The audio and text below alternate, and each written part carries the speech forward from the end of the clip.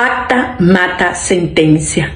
Y por eso nos vemos este miércoles 28 de agosto en las calles, a un mes de nuestra gloriosa victoria del 28 de julio, cuando votamos, ganamos y recogimos nuestras actas que demuestran la victoria apabullante de Edmundo González. Ellos no se atrevieron a echarle bola. No presentaron ni un papelito y salieron corriendo a esconderse detrás de su TSJ sometido a la tiranía que no tiene vela en este entierro para lavarle la cara a su CNE fraudulento. No hay mayor confesión de derrota. Por eso nos vemos en la calle este miércoles 28 en Caracas, en el interior, en ciudades alrededor del mundo. ¿Por qué es importante que tú vengas? Porque las victorias se reconocen y se celebran. Porque a nuestros héroes anónimos le hacemos su merecido reconocimiento, los millones de testigos y voluntarios que hicieron posible esa victoria. Porque a nuestros perseguidos y presos no los dejamos solos, muy especialmente esos niños presos, secuestrados por Nicolás Maduro. Porque el mundo va a volver a ver que los venezolanos estamos unidos y que esto no tiene vuelta atrás. Y porque no vamos a dejar la calle. Queridos venezolanos, llegamos a un mes de la apoteósica victoria del 28 de julio.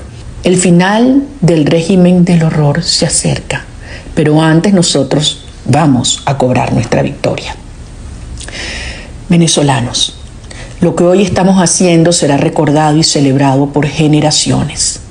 El momento es ahora, porque lo que se construye con lágrimas, sufrimiento y sacrificio, así como con inteligencia, disciplina, solidaridad y amor, es indestructible. Ellos no se han dado cuenta, porque nos han hecho más tan y tan fuertes y tan resilientes, que ya somos invencibles. Por eso no es verdad que el tiempo va en contra de nosotros y favorece al régimen. Eso es falso. Es todo lo contrario. Ellos se hunden y debilitan cada día más. Nosotros nos reagrupamos y adaptamos a nuestra lucha. Hoy no puedo decirles el momento exacto en el que vamos a concretar la victoria, pero sí, con absoluta convicción les digo que el destino de esta lucha es la liberación de Venezuela. Que Dios nos bendiga a todos. Que Dios bendiga a Venezuela. Acabas de mostrar aquí, como te digo, con niños presos, niños que mientras estamos hablando tú y yo, están trasladando de distintos cuarteles en partes del país a una cárcel que se llama Tocuyito de presos comunes, niños acusados de terrorismo, niños que han sido obligados a grabar videos homenajeando y cantándole a Chávez a cambio de amenazas de que los golpean y los torturan. Esto es brutal. María Corina, a mí me gustaría que un día, donde usted quiera, cuando usted quiera, podamos vernos y podamos hacer una larga entrevista. Por supuesto, siempre y cuando, yo espero que ese día sea porque ya ha caído Maduro, porque ya está el gobierno legítimo y hablar también de una mujer extraordinaria, una mujer que va a conseguir liberar a su pueblo con valentía y con ese millón de valientes que la acompañan. Doña María Corina, muchas gracias por estar conmigo. Tenemos pendiente una conversación y a mí me ha quedado una cosa muy importante por preguntarle a María Corina, y es el papel del que fue presidente de este país, de Zapatero, apoyando a un dictador. Enseguida volvemos.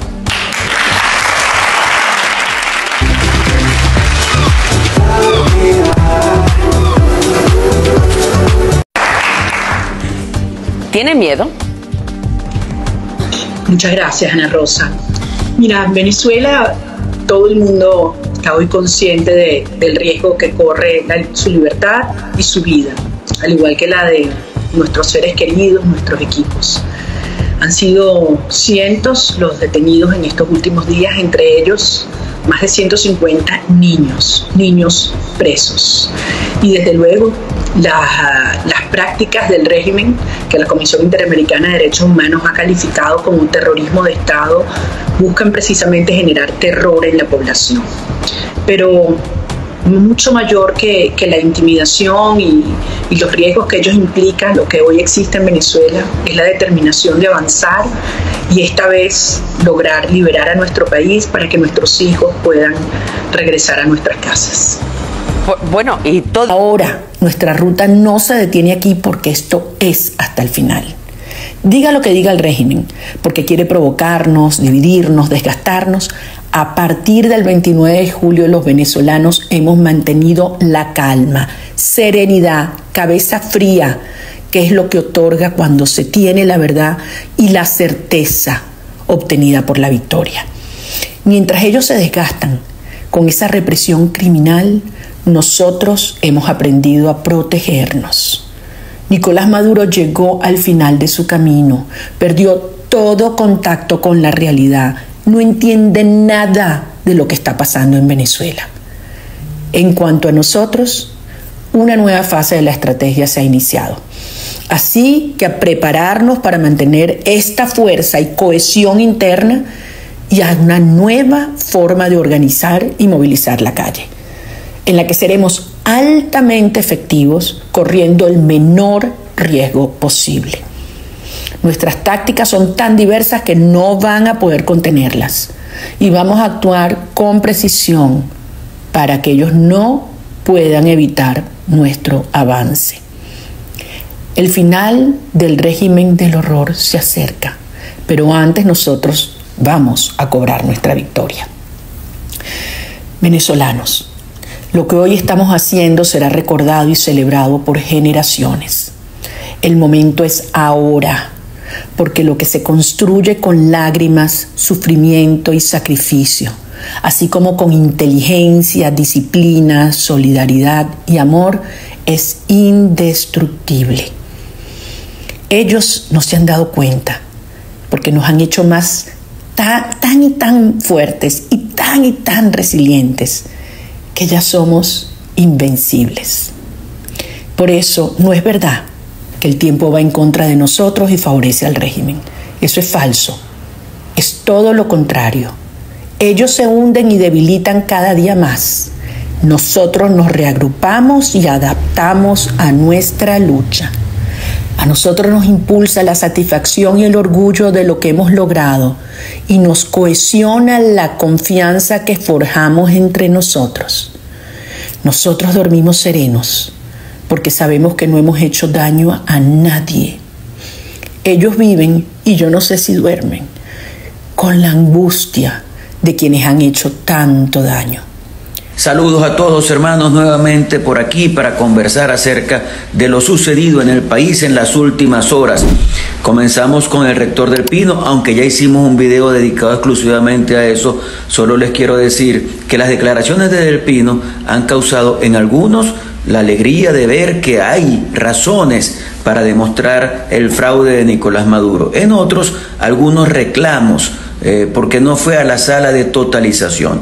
A él le corresponde explicar las razones por las cuales no fue a la sala de totalización, pero es muy importante que todos tengamos muy claro que eso no es lo que tiene que ver con el tema de las actas, porque recuerden ustedes que cuando termina el proceso electoral, en cada mesa inmediatamente se imprime un acta antes de transmitir los resultados. Se imprime un acta y esa va al sobre número 1. Y esa acta está resguardada. Después que se transmiten los resultados, salen las actas para todos. Así que las actas que están allí son las actas demostradas del Consejo Nacional Electoral. Hoy se reunió el ALBA. Bueno, ahí escuchamos a Díaz-Canel, dictador de Cuba. Dice que una vez más nos convoca la conciencia y la solidaridad con Venezuela. La conciencia, Díaz-Canel, ¿la conciencia de qué? De que tú y tus antiguos jefes, es decir, los hermanos Castro, han sido unos parásitos con Venezuela, que de aquí han sacado la riqueza para subsistir como la sacaron antes de Rusia. Eso es lo que nos quiere decir. Esa es la conciencia, Díaz-Canel. Venezuela enfrenta otro intento de golpe de Estado, dice Díaz-Canel. Claro, el de Maduro en contra de la nación venezolana que votó y le ganó. Habla de una postura violenta de parte de la oposición que se niega a aceptar los resultados. ¿Y cómo vamos a aceptar esos resultados, Díaz-Canel? Tú no puedes hablar porque en tu país no hay democracia, igual que sucede en otros países, como por ejemplo Luis Arce, presidente de Bolivia, dice que se ha desatado una campaña de descrédito contra Venezuela. Mentira, hermano. Venezuela está haciendo una campaña por el respeto a la soberanía nacional. Hay una falsa narrativa de fraude electoral. No, falsa no, hermano. Es la realidad de lo que pasó en este país. En este país hubo un fraude electoral. Asúmanlo.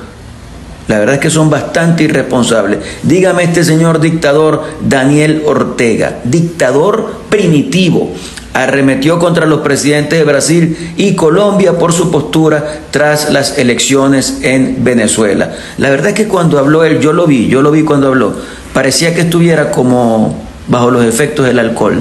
El señor dictador de allá de Nicaragua. Este señor dictador de Nicaragua dice: si querés que te respete, respetá. Si querés que te respete el pueblo bolivariano, respetá la victoria. ¿Cuál victoria de Maduro, mijo? No andes por allí de arrastrado, le dijo. Y a Petro le dijo: bueno, trata de competir con Lula para ver quién va a ser el líder que representará a los yanquis en América Latina. Lo que quiere decir, cosa que me parece bastante buena, que los amigos de Maduro están enfrentados. Me parece muy bien. También habló Nicolás Maduro en el ALBA, que en el año 2025 vienen mega elecciones, gobernadores, alcaldes, diputados, concejales, Asamblea Nacional. Quienes no cumplieron con la ley no pueden participar. ¿Qué es lo que queréis decir con eso, Nicolás? Tú nos vas a amedrentar a nosotros con eso. O sea, tú nos obligas a que aceptemos el resultado y si no, no podemos pasar a participar en las elecciones del año que viene. Eso a mí no me motiva para nada. A mí lo que me motiva es sacarte a ti de la presidencia que usurpas. Ya lo hicimos con los votos y vamos a hacer todo para que respetes el resultado que hemos probado. Tú sencillamente has puesto a tus plumarios a que hagan unas actas allí, una cosa ahí, y sacaron un resultado que en una servilleta y después se fueron para el TSJ y sacaron una sentencia. Eso no demuestra nada.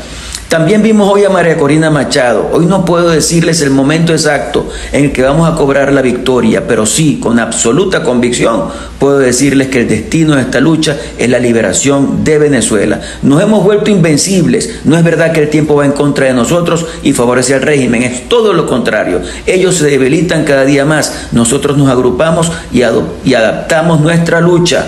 También dice María Corina: venezolanos, lo que hoy estamos haciendo será recordado y celebrado por generaciones. El momento es ahora, porque lo que se construye con lágrimas, sufrimiento, sacrificio, así como con inteligencia y amor, es indestructible. Y nos invita nuevamente María Corina este miércoles 28 de agosto, a un mes de la gloriosa victoria, a distintas concentraciones en Caracas, en todas las ciudades del país y en varias ciudades del mundo. También hoy Diosdado Cabello dijo que sabe cómo salió del pino del país, que si por Colombia, que si los gringos. ¿Sabe lo que te debería dar vergüenza, Diosdado? Asumir que ustedes persiguen a un rector del CNE sencillamente por no estar de acuerdo con la farsa que ustedes montaron. Eso sí es dictadura, eso sí es persecución. El Partido Comunista de Venezuela en Resistencia dice que hay una conspiración de los poderes constituidos contra la Constitución y la soberanía popular. Ese partido que fue aliado de Chávez y un ratico de Maduro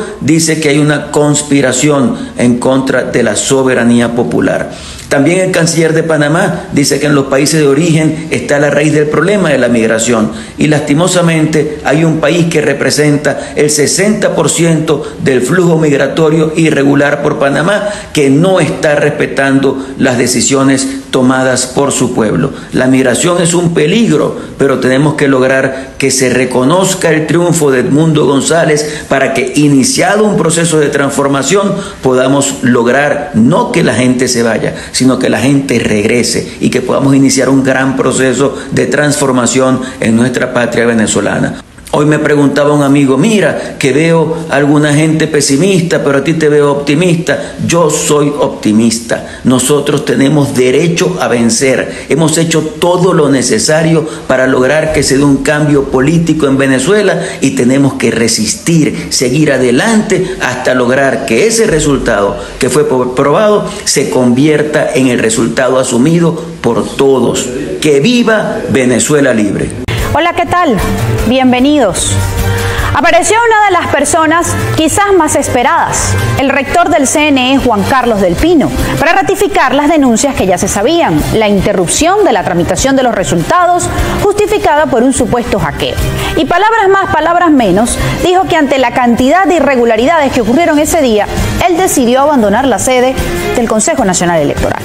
Un comunicado quizás ambiguo, pero porque tal vez se esperaba más claridad en cuanto al tema de las actas y decir por el carril del medio que obviamente ante semejantes ilegalidades esos resultados dichos por el viceamoroso no corresponden con la realidad, porque además las actas que lograron salvar los propios testigos y militares del Plan República y luego publicadas por el Comando con Venezuela revelan lo que pasó exactamente el 28 de julio. Eso no ocurrió. Ahora bien, también sabemos lo que significa atacar al tirano de frente. De hecho, ese comunicado que dice que por esos hechos que ocurrieron es de dudosa legitimidad los resultados leídos. Bueno, solo por eso ya la cúpula de Miraflores ha reaccionado y van contra él. ¿Qué dice esto? Que ellos saben lo que sabemos, que perdieron y que se les acabó el tiempo. Nadie les cree, incluso el mundo. Y por eso, Nicolás Maduro en una reunión por Zoom con sus amigos, porque eso es la reunión del ALBA en este momento, miren lo que dijo. Chantajean a todos los gobiernos del mundo, a todos los gobiernos del mundo los chantajean.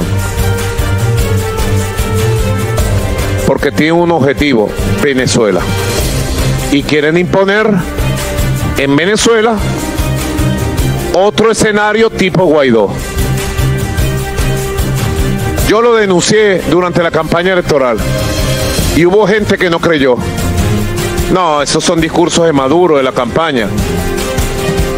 Quieren imponer otro escenario igual de que Guaidó. No, Maduro, esto no es otro escenario igual al de Guaidó. Tú perdiste y tenemos las pruebas. Y además, uno de los rectores te desmiente y leo su comunicado, como dije al inicio, que por cierto, este comunicado que quizás para el otro lado falta un poco más, ha descolocado completamente al régimen venezolano. Lo veo en pantalla. Desde mi experiencia de más de 20 años en cargos técnicos y como rector del Consejo Nacional Electoral, puedo afirmar que durante la jornada electoral el proceso se desarrolló con relativamente pocas incidencias reportadas hasta las 5 de la tarde. Ya para esa hora se proyectaba una participación de entre el 60 y 65% del registro electoral, según la opinión de los expertos. Según protocolos, la transmisión de resultados debía hacerse inmediatamente al cierre de las mesas. Sin embargo, fue en ese periodo que la transmisión fue interrumpida y dicha interrupción fue justificada por un presunto hackeo, habiendo silencio y una demora no explicada. Aquí ya el rector del Pino está diciendo entre líneas: esto que ocurrió no puede avalar los resultados que fueron posteriormente leídos por el viceamoroso. Apenas a las 9 de la noche fue informado del presunto hackeo y porque él se aseveraba, afectó gravemente la transmisión de resultados, reduciendo la transmisión efectiva a un 58%. Este evento supuestamente impidió la emisión del primer boletín en el momento adecuado y manteniendo al país en una injustificada espera. Como rector principal, al no subir a la sala de totalización, carezco de la evidencia que respalda los resultados anunciados. Pero también este párrafo me permito leerlo. Ante el desalojo, súbeme, le regreso. Ahí. Ante el desalojo de testigos en no pocos centros, la falta de transmisión del código QR a los data centers de los comandos y la falta de solución efectiva al presunto hackeo, tomé la decisión de no subir a la sala de totalizaciones y no asistir al anuncio del primer boletín. El 29 de julio decliné la invitación del presidente del Consejo Nacional Electoral para asistir al acto de proclamación, manteniendo mi postura en desacuerdo con la falta de transparencia en el proceso. Esta decisión se basa en mi compromiso con la integridad electoral y mi responsabilidad de garantizar que los resultados reflejan la verdadera voluntad del pueblo venezolano. Aquí está la respuesta.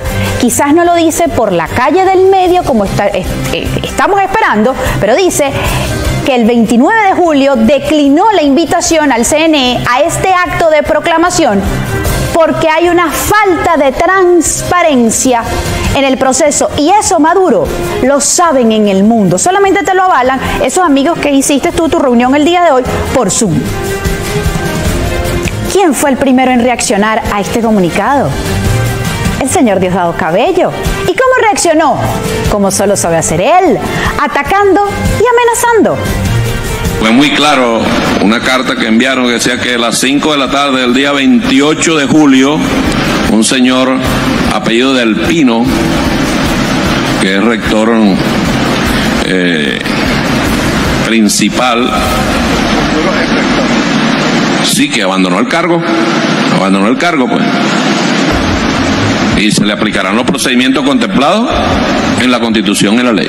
Corresponde a la Asamblea Nacional, aprovechamos que está nuestro presidente aquí de la Asamblea Nacional, Jorge Rodríguez, porque corresponde el nombramiento y remoción de aquellos funcionarios que por competencia le corresponden a la Asamblea Nacional, y en el caso de los rectores del CNE es competencia de la Asamblea Nacional, pero además en este caso, señor presidente, yo sugiero que es un tema del poder moral. ¿Por qué? Es un tema del poder moral, porque este caballero abandonó su cargo y desde hace un mes estaba desaparecido. Se tejieron cualquier cantidad de comentarios, todos los comentarios terminaban diciendo que el gobierno lo tenía secuestrado, que el gobierno lo tenía torturado. Esa es la cara de una persona que sabe y está clara que cada vez se le cierra más el camino. Más allá del comunicado del rector Juan Carlos del Pino, los gobiernos democráticos del mundo siguen insistiendo que se muestren las actas. Y no solo los resultados, como ordenó el ilegítimo TSJ de Maduro al CNE de Maduro. La mentira tiene patas cortas, se los he dicho, y cada vez les cuesta más taparla. Como dice el dicho, cuando el enemigo está cavando su propia tumba, nunca, pero nunca le quites la pala. Pausa, ya venimos con más.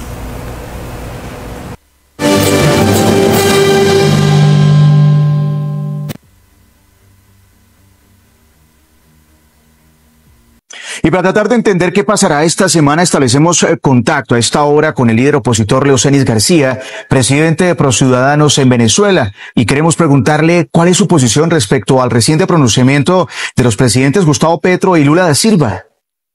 Bueno, entiendo que tanto el presidente Lula como el presidente Petro han dicho que toman nota de la sentencia del Tribunal Supremo de Justicia y dicen que exhortan al gobierno del presidente en ejercicio Maduro a publicar las actas electorales. Pienso que ellos no han tomado muy bien nota de la sentencia del Tribunal Supremo de Justicia, porque si hurgan la sentencia del Tribunal Supremo de Justicia, se darán cuenta que esa pronunciamiento del Tribunal Supremo de Justicia, lo más importante no es que reconozcan o convaliden el supuesto triunfo del presidente en ejercicio Nicolás Maduro, sino algo peor. ¿Dónde quedan las famosas actas? Muy bien, Leocenis, ¿es posible falsificar las actas electorales y qué pasará tras la reciente decisión del Tribunal Supremo de Justicia de prácticamente haber guardado estos documentos sin que hoy el mundo y obviamente los propios venezolanos conozcan públicamente lo que han pedido? Incluso el alto representante de la Unión Europea para Asuntos Exteriores y Política de Seguridad, Josep Borrell, pide que se publiquen estas actas.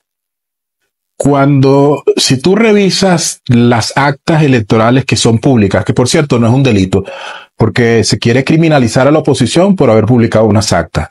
Ese es un derecho de los testigos de la oposición que hubo en los más de 30.000 centros de votación del país. Es un derecho a recibir al final una copia impresa del acta de totalización que la recibe el representante de la oposición, el representante del partido de gobierno y el Consejo Nacional Electoral. Así que aparezca un acta pública de eso no es ningún crimen. Entonces, esas actas, si tú le preguntas a un técnico del Consejo Nacional Electoral, esto se puede falsificar, ¿ves? Y esto es un poco difícil, por no decir imposible.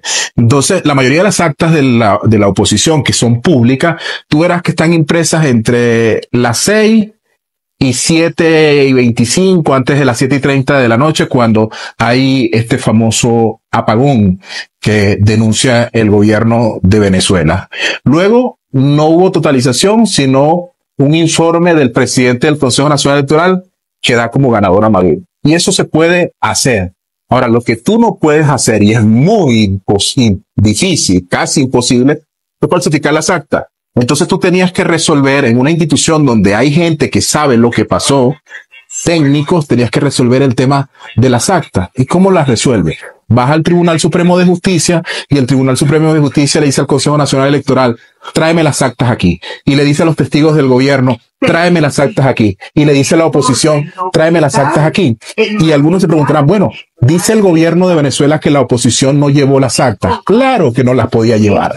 Y no las podía llevar porque les voy a explicar para qué el Tribunal Supremo de Justicia pidió esas actas. Las pidió para determinar lo que determina esa sentencia, que lo más importante no es decir que Maduro ganó la elección, sino decir que las actas quedan en resguardo del Tribunal Supremo de Justicia. Dicho de otra forma, cuando el presidente Petro, el presidente Lula, la comunidad internacional está pidiendo las actas, están pidiendo algo que nunca va a aparecer, porque las actas quedaron en el Tribunal Supremo de Justicia, no volverán al Consejo Nacional Electoral, y no hay ninguna forma, ninguna ley venezolana que obligue, como sí obliga el CNE a presentar las actas, que obliga al Tribunal Supremo de Justicia a presentar las actas. ¿Qué quería el gobierno? Que la oposición presentara todas sus actas de sus testigos para que la oposición se quedara huérfana del principal elemento que hoy tiene para reclamar la victoria del pueblo venezolano frente al gobierno de Maduro. ¿Qué papel pueden jugar las actas de la actual disputa electoral en Venezuela, Leocenis García? Que las actas que existen, que son públicas, que el Centro Carter, la Unión Europea y varias organizaciones han dicho que son reales, son públicas. Las otras actas no van a aparecer. Las actas que está pidiendo la comunidad internacional, porque sencillamente el Tribunal Supremo de Justicia las tiene a resguardo y no las va a entregar. Y no las va a entregar por el solo hecho de que si revelan esas actas, va a revelarse lo que todo el mundo sabe, que el señor presidente en ejercicio perdió la elección. De manera que el tema de las actas es tan importante y son la prueba del triunfo de la oposición, porque es casi imposible que puedan ser falsificadas. Y por eso ahora han quitado el problema al Consejo Nacional Electoral, lo han llevado al Tribunal Supremo de Justicia y casi para callar a la gente de la oposición ha empezado este proceso terrible de persecución a todos, líderes políticos, periodistas, activistas, gente del pueblo, violando toda la Constitución, porque en Venezuela hay que decir que lo que está pasando es grave. Artículo 68, derecho a la protesta, violado. 2.000 personas detenidas. Eso es anticonstitucional. Artículo 57, derecho a la libertad de expresión. Personas presas por publicar un acta, por aparecer en un video leyendo un acta, que es un derecho de la gente, poniéndola en WhatsApp, detenido. Artículo 5, la soberanía reside intransferiblemente en el pueblo que la ejerce a través del sufragio, violado. El artículo sobre la Fuerza Armada Nacional, que dice que la Fuerza Armada Nacional es apolítica, no deliberante, también violado. Eso es lo que está pasando en Venezuela. Según la ONG Justicia, Encuentro y Perdón JEP de Venezuela, desde el pasado 28 de julio las autoridades han capturado a más de 2.500 personas, centenares de líderes sociales, activistas políticos, más de 25 muertos y más de 100 menores de edad están detenidos en este instante. ¿Qué resultados podrían dejar las actuales movilizaciones para exigir el respeto de esos resultados de las elecciones presidenciales allá en su país, Leocenis? Yo me he mantenido en la calle alentando a la gente. Yo soy un pacifista conocido en Venezuela por todos. El señor presidente en ejercicio, Nicolás Maduro, sabe cómo pienso. La oposición venezolana sabe cómo pienso. Yo soy un pacifista. Pero así como las personas que los invaden en su hogar tienen casi el derecho de defenderse, el derecho a la legítima defensa, los ciudadanos tienen el derecho a la protesta cuando quienes están obligados a defender su derecho lo conculcan, que es lo que ha pasado en Venezuela.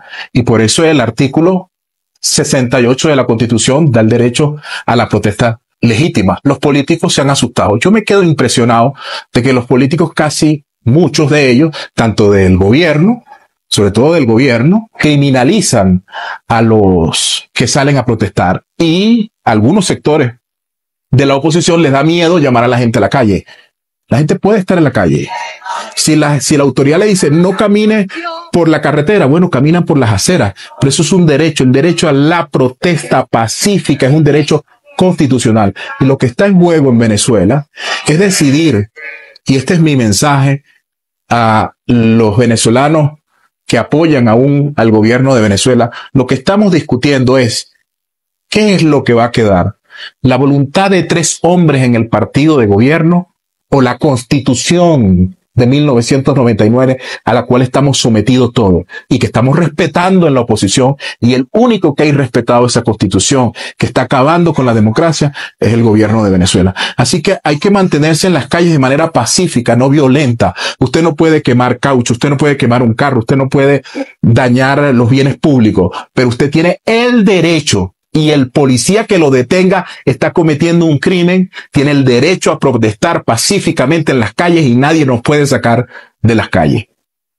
Le agradecemos a Leucenis García, quien es el presidente de ProCiudadanos en Venezuela, por atendernos aquí en Red Mano. Por otra parte, congresistas estadounidenses presentarán un proyecto de ley que reafirma las sanciones financieras al Banco Central de Venezuela, a la estatal Petróleos de Venezuela y a la criptomoneda venezolana para frenar a Nicolás Maduro, al que acusan de robarse las elecciones del pasado 28 de julio.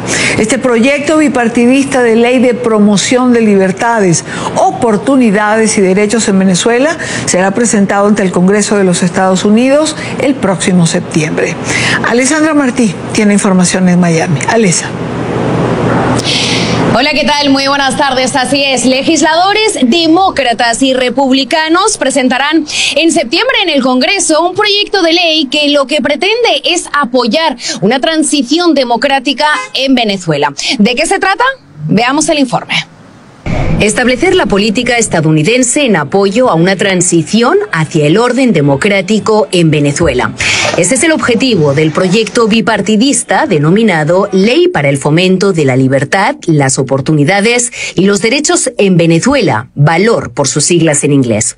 Una propuesta que será presentada en septiembre en la Cámara de Representantes por las congresistas por Florida, María Elvira Salazar y Debbie Wasserman Schultz.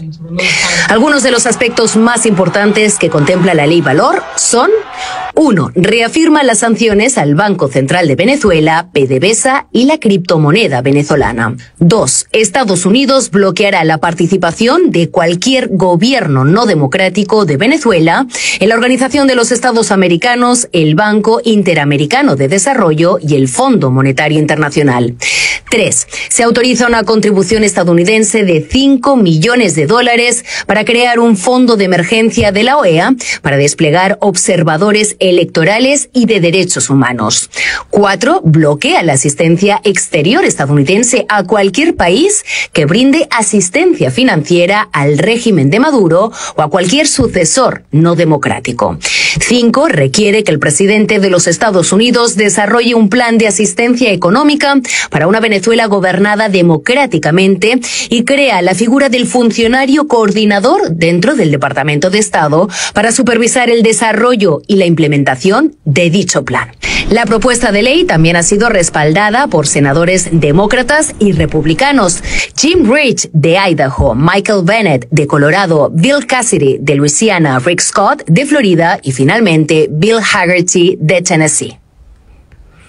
Contactamos con la oposición venezolana en el exilio sobre este proyecto de ley, sin embargo declinaron hacer algún comentario ya que piden tiempo para estudiar y analizar las 30 páginas que tiene la propuesta. De momento esto es todo de mi parte, soy Alessandra Martín, regreso con ustedes a los estudios. Se ha abierto un procedimiento, una investigación penal, la ha hecho el Ministerio Público en condiciones a las cuales ya nos tiene acostumbrado, imputa, califica sin procedimiento previamente a una investigación a lo que él llama a esa averiguación y pretende el Ministerio Público que atiendan ese llamado, porque si no él considera que es un desacato.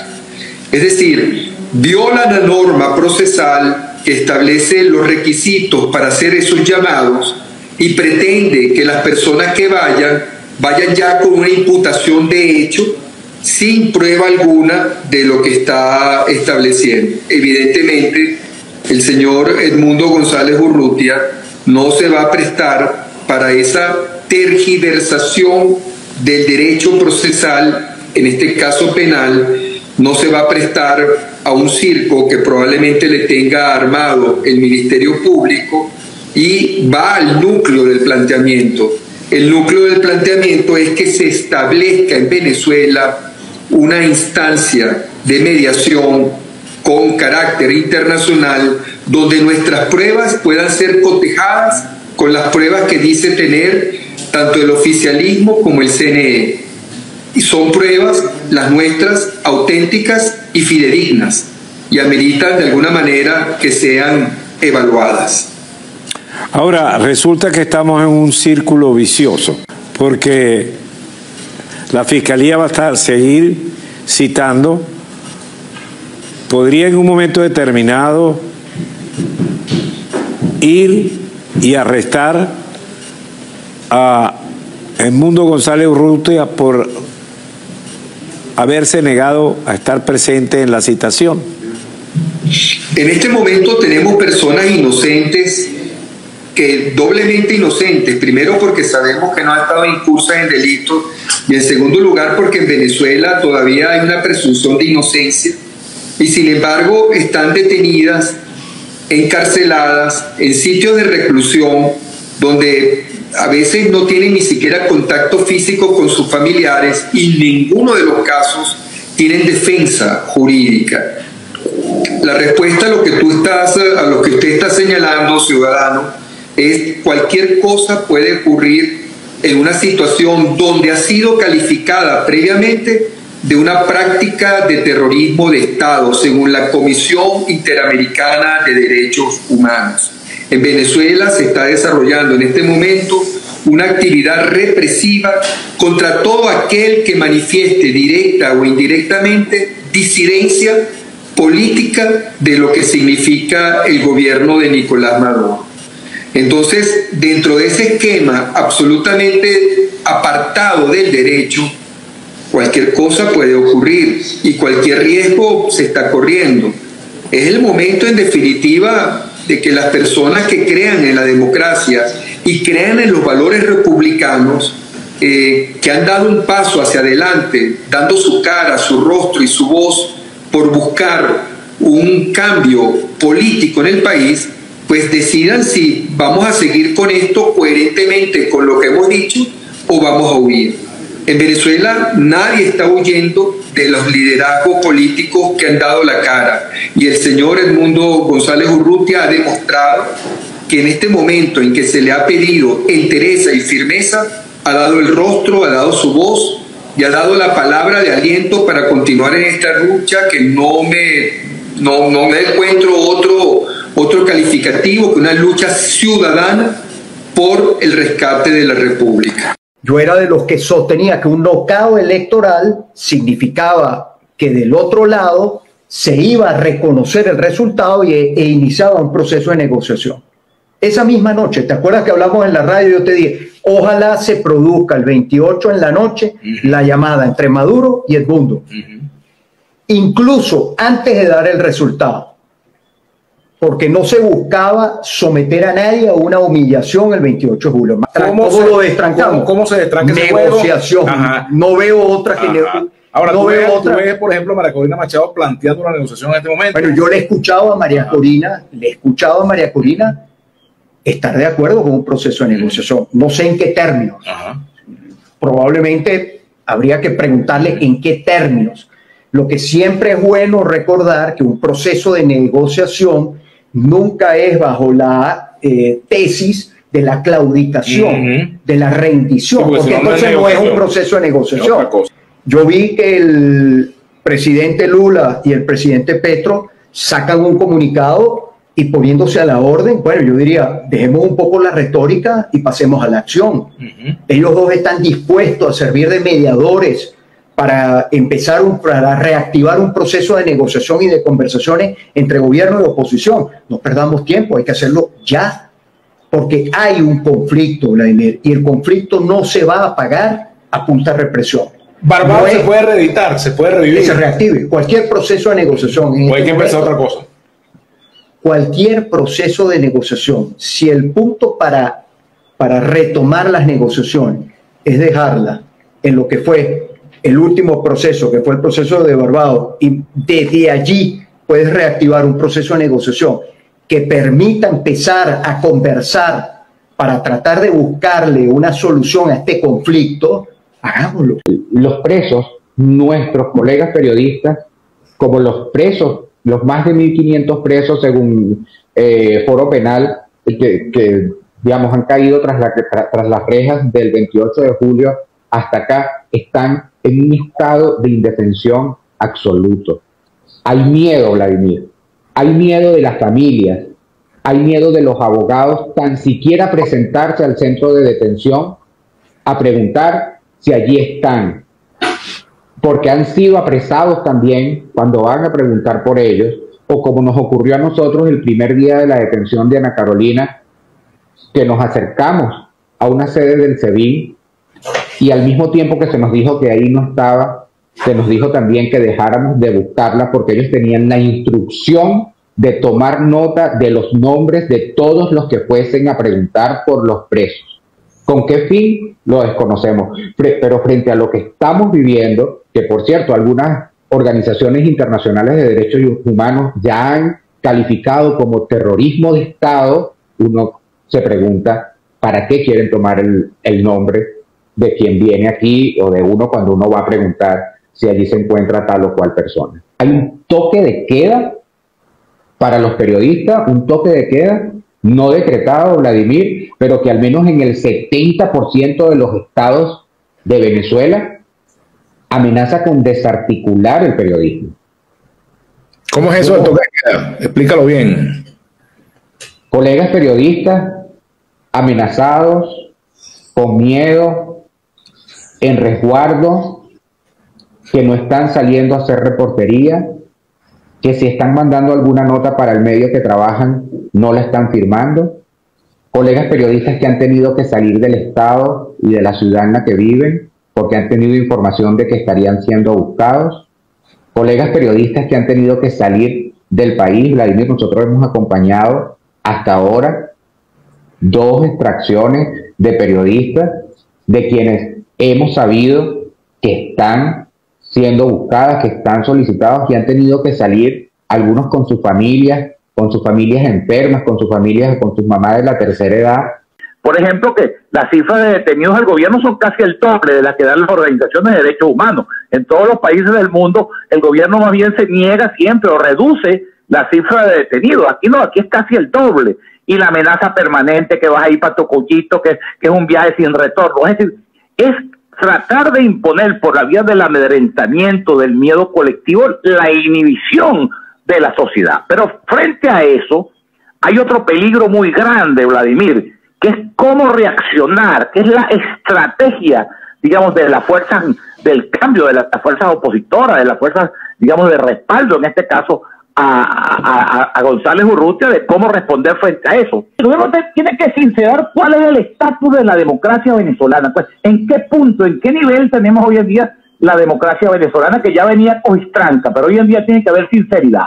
Si a mí me dejan decir con libertad lo que yo vi que pasó el 28 de julio, yo digo que el gobierno le dieron la paliza más grande que yo he visto en la historia y que he leído en la historia venezolana. Ahora, si a mí me ponen una ametralladora atrás y me amenazan con todas estas insinuaciones que han hecho contra otras personas, bueno, yo le digo, señor Diosdado, o a cualquiera de ellos, al fiscal, que dígame usted por cuántos votos cree usted que ganó Maduro, y yo lo repito, porque las cosas, o en Venezuela hay libertad para decir las cosas, te repito, dentro del campo democrático, dentro de la vía pacífica, dentro de la vía cívica, o bueno, aquí entonces, que haga, mira, Fidel Castro, el 16 de abril de 1961 se sinceró frente a los cubanos. Por cierto, era el entierro de las víctimas del desembarco en Playa Girón, de la frustrada invasión en Playa Girón. Ese día dijo, Cuba es socialista y en este país no hay más nunca elecciones. Bueno, y listo.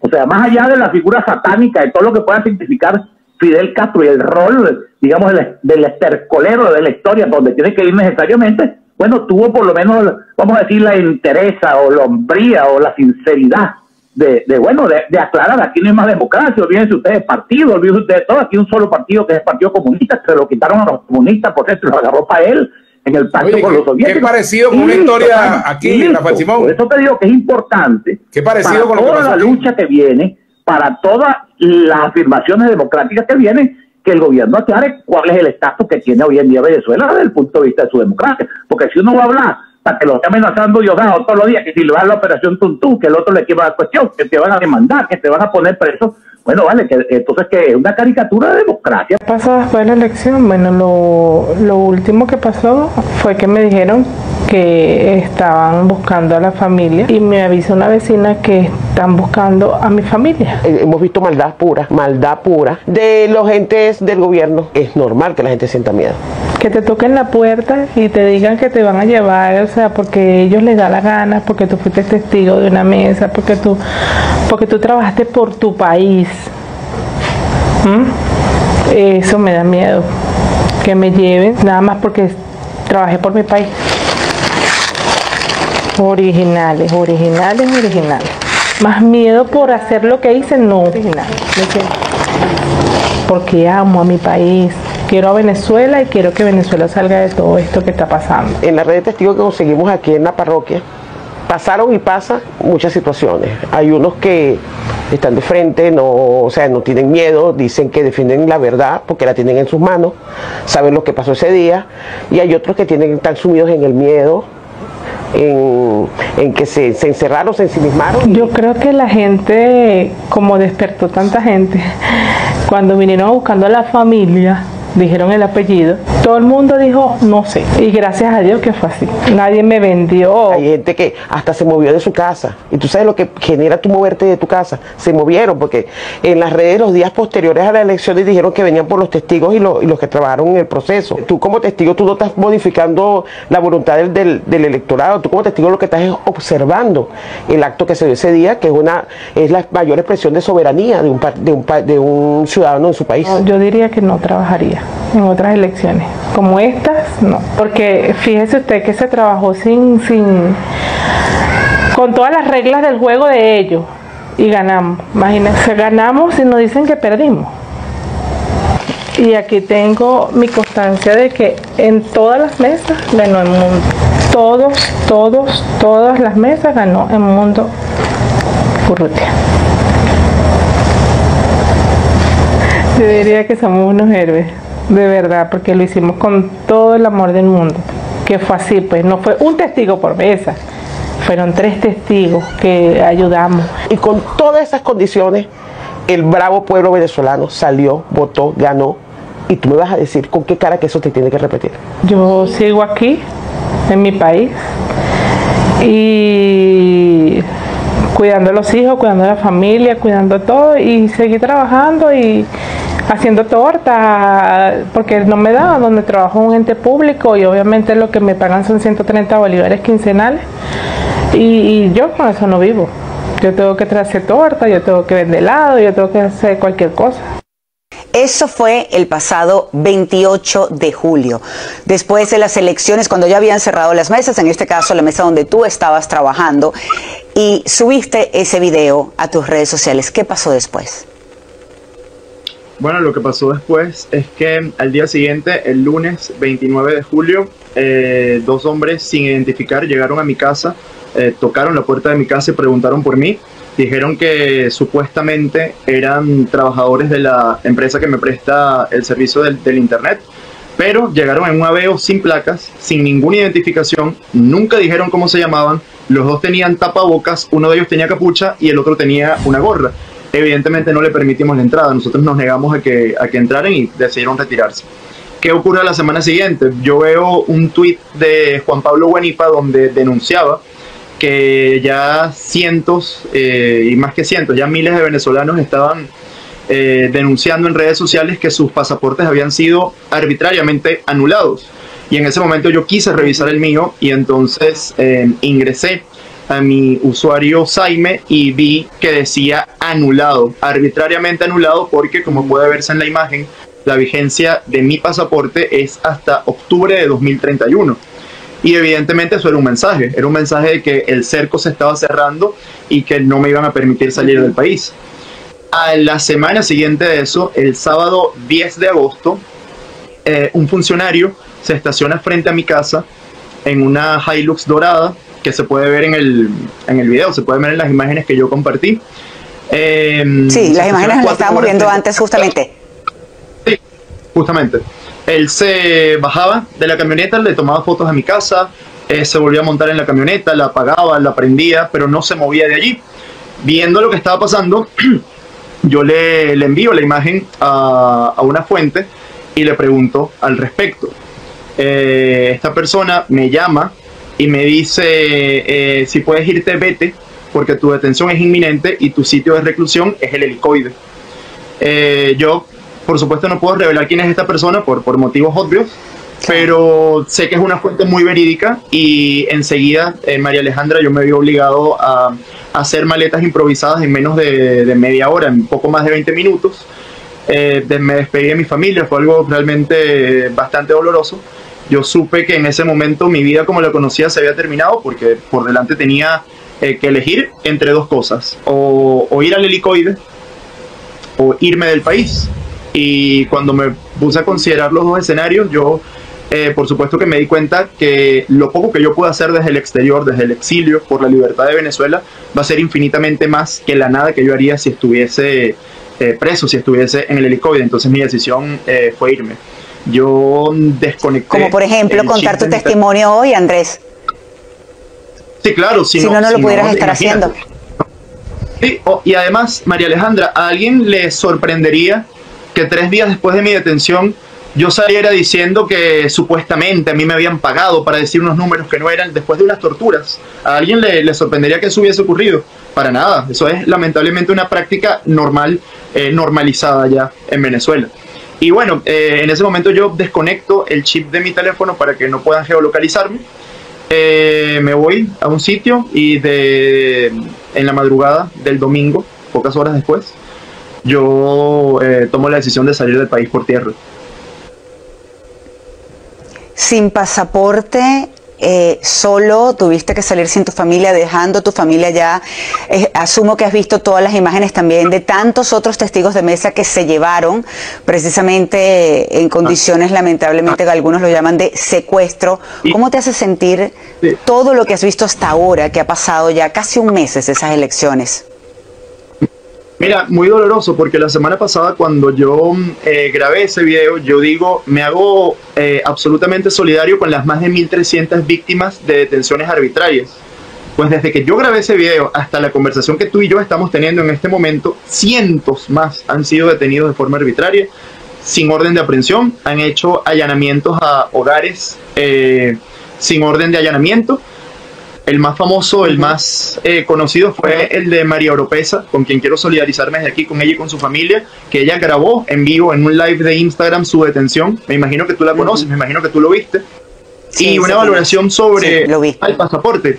María Alejandra, tú sabes que la anulación arbitraria del pasaporte solamente tiene efecto dentro de Venezuela. Tú no puedes entrar ni puedes salir de Venezuela si te anulan arbitrariamente el pasaporte. Pero fuera del país está perfectamente vigente hasta su fecha de caducidad, que en mi caso es octubre de 2031. Sí. Es decir, aquí el verdadero problema y lo que están haciendo es que te están prohibiendo la entrada o salida de Venezuela. Exactamente, exactamente. Andrés, ¿temes por tu familia? Sin duda, sin duda. Espero yo que no existan represalias contra ellos. Nuestro único delito, muy entre comillas, fue ganar una elección presidencial. Pero aquí la talla sería mucho mayor, porque se involucran al ejército de Colombia, se involucran a los mercenarios colombianos, a los asesinos colombianos, a los narcotraficantes colombianos. Bueno, habría que, y con esa enorme frontera que tienen ustedes con Colombia, habría que prepararse, Nicolás, habría que prepararse para darles la batalla y derrotarlos. Porque estoy seguro que si se da esa batalla, los van a derrotar. Y tengan la seguridad que si se llegara a esa batalla, van a contar con combatientes sandinistas acompañándolos en esa batalla. Y tengo la seguridad que así como se sumaron miles de combatientes a la batalla de Nicaragua contra Somoza, también se van a sumar miles de combatientes latinoamericanos y caribeños a la defensa de la revolución bolivariana. Parece que te gusta ser presidente. Y desde esa presidencia de ese gran país que es Brasil, querés convertirte en el representante de los yanquis en América Latina. Por eso rompimos relaciones con Brasil. Serán una potencia, pero nosotros somos un país pequeñito. No tenemos la potencia de Brasil, ni la economía de Brasil, ni cosas por el estilo, pero tenemos algo que vale más que todo eso: dignidad, defensa a nuestra soberanía. Y la forma en que te ha comportado Lula ante la victoria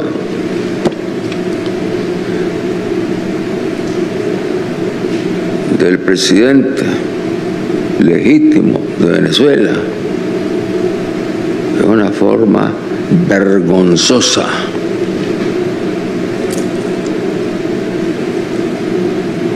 Vergonzosa, repitiendo las consignas de los yanquis, de los europeos, de los arrastrados, gobiernos arrastrados de América Latina. Te estás arrastrando también, Lula. Te estás arrastrando, Lula. Y no me digas que tus gestiones fueron extraordinarias. Sí, fueron extraordinarias en algunos campos cuando fuiste el presidente por primera vez. Pero recordá también los alborotos, los escándalos, los lavallatos. Acordate bien de todo eso. O sea, no, aparentemente no fueron gobiernos muy claro, muy limpio. Acordate, Lula. Y te podría mencionar una docena de cosas más. Si querés que te respete, respetame, Lula. Si querés que te respete el pueblo bolivariano, respetá la victoria del presidente Nicolás Maduro. Y no andes ahí de arrastrado. Si querés que te respete, respetame, Lula. Si querés que te respete el pueblo bolivariano, respetá la victoria del presidente Nicolás Maduro. Y no andes ahí de arrastrado. A Petro, ¿qué le puedo decir a Petro? Pobre Petro. Pobre Petro. Y a Petro lo veo como compitiendo con Lula a ver quién va a ser el líder que va a representar a los yanquis en América Latina. Así lo veo a Petro. ¿Sí? Porque el pobre Petro no tiene la fuerza que tiene, lógicamente, Brasil. Brasil es el gigante de América Latina. El gigante. Pero con ese gobierno que tiene de Lula, no es el gigante bueno, es Goliat queriendo arrasar con David en América Latina. Y no lo va a poder hacer Lula. No lo va a poder hacer. Rector del Pino acaba de aparecer y aunque tarde y midiendo cada palabra no deja de ser un coñazo para el chavismo. Y es que no es poca cosa que un rector principal del CNE explique todas las irregularidades que se vieron el 28 de julio.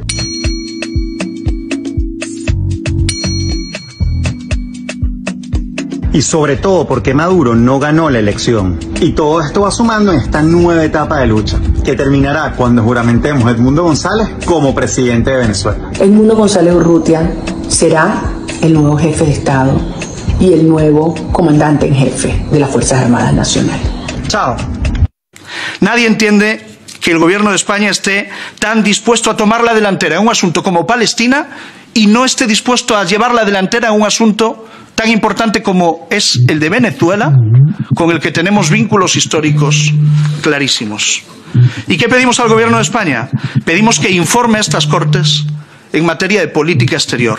Si está en contacto permanente con el régimen chavista, como ha dicho el señor Álvarez, exigimos que nos explique por qué no se publican las actas electorales. ¿Por qué el gobierno no las publica cuando la oposición sí lo ha hecho? Exigimos explicaciones al gobierno de España sobre su tibieza. ¿Tiene algo que ver con las maletas de Delcy Rodríguez? ¿Con los intereses económicos del expresidente Rodríguez Zapatero, que ha abochornado a todos los demócratas españoles? ¿O con la cercanía ideológica de su gobierno con el régimen chavista? Exigimos una explicación al silencio de Sánchez, que desde el 31 de julio no ha pronunciado ni una sola palabra sobre lo que está sucediendo en Venezuela. Y exigimos luz sobre las tinieblas que rodean la relación de José Luis Rodríguez Zapatero con la República Bolivariana de Venezuela. Y atención, en Venezuela, el Sindicato Nacional de Trabajadores de la Prensa acaba de confirmar que fue excarcelada la periodista Carmen Longo, que había sido detenida por el régimen venezolano el domingo durante un allanamiento en su casa. El sindicato explicó que la reportera, que este lunes está de cumpleaños, fue presentada en audiencia telemática esta mañana, imputada por terrorismo e incitación al odio. Carmen Longo tiene prohibición de salir del país y ha quedado bajo régimen de presentación y prohibición de declarar y escribir sobre su caso. Activistas denuncian la detención arbitraria de otros 12 trabajadores de la prensa en medio de la crisis postelectoral venezolana. La Nacional Bolivariana junto a un joven y a otra persona se la están llevando detenida en este preciso.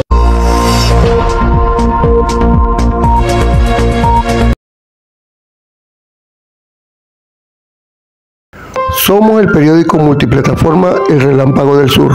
Conoce las noticias más resaltantes del sur del lago, Venezuela y el mundo, realizada por profesionales de la comunicación social.